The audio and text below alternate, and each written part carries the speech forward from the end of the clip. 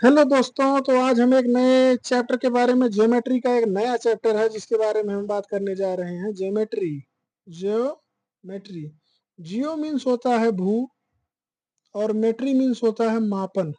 ये मेट्री शब्द जो है मापन से संबंधित है। तो भूमि का मापन जो है कहलाती है ज्योमेट्री। और ज्योमेट्री के एक इम्पोर्टेंट पोर्शन जिसको कहते हैं स्क्वायर। स्क्वायर में भी स्क्वायर के डायगोनल, स्क्वायर का diagonal A B C D जो है एक स्क्वायर है। और A B C D square कि ये ए बी सी और डी जो है वर्टिसेस हैं, शीर्ष हैं। अब ये शीर्ष जो होते हैं 90 डिग्री के होते हैं। ये कितने डिग्री के होते हैं? 90 डिग्री के। इन 90 डिग्री के एक दूसरे के सामने अपोजिट ए से सी को मिलाने वाले शीर्ष और बी को डी से मिलाने वाले जो शीर्ष जो मिला देते हैं, तो दो विकर्ण का निर्माण होता है। दो विकर्ण ए सी और बी डी हैं। ए सी एक विकर्ण है और बी डी भी दूसरा विकर्ण है। ये विकर्ण जो है 1 है और दूसरा विकर्ण 2 है। तो अगर हम इस विकर्ण की लंबाई अगर नापना चाहें, मेजरमेंट करना चाहें तो निकाल सकते हैं। इसमें क्या होना चाहिए कि हमें लेकिन एक इसकी भुजा दी जानी चाहिए। तो भुजा मान लीजिए इसकी क्या है? वर्ग की ए है। तो अगर हम इसकी एक भुजा ए है तो इसकी सारी भुजाएं ए हो जाएंगी। सारी भुजाएं वर्ग की समान होती हैं, क्योंकि वर्ग की प्रॉपर्टी है कि वर्ग की जो सारी भुजाएं हैं समान होती हैं।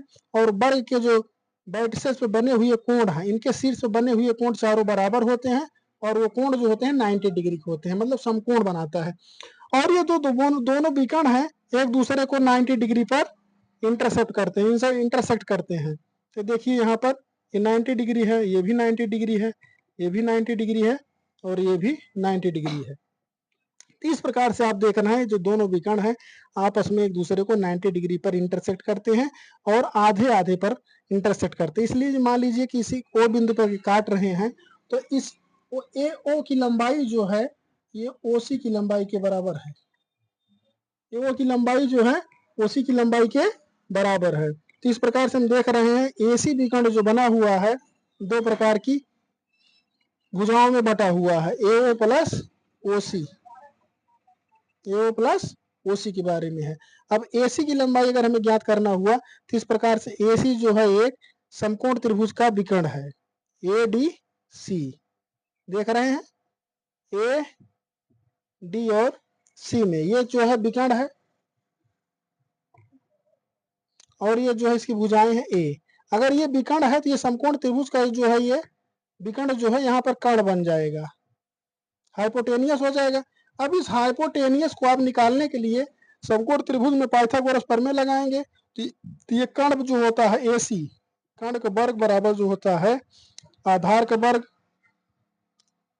ए डी का वर्ग लंब का वर्ग धन डी सी का वर्ग। अब ये हो जाएगा ए का वर्ग, इसकी लंबाई ए है, इसकी लंबाई ए है। तो कर्ण जो है ए सी स्क्वायर है, A C square equal to 2a square, A C square equal to 2a square. तो कर्ण ही तो इसका विकर्ण है। तो कर्ण जो है ए सी स्क्वायर को अब ए सी निकालेंगे तो इसको रूट कर देंगे 2a स्क्वायर। तो ए सी जो होता है ये बाहर आ जाएगा, √2 हो जाएगा। ए सी, यही ए सी जो है विकर्ण है और इसकी लंबाई है ये √2। इसका मतलब भुजा को, इसकी साइड को अगर इस अंडर √2 से मल्टीप्लाई कर दिया जाए तो इसके विकर्ण की लंबाई आ जाती है। थैंक यू दोस्तों।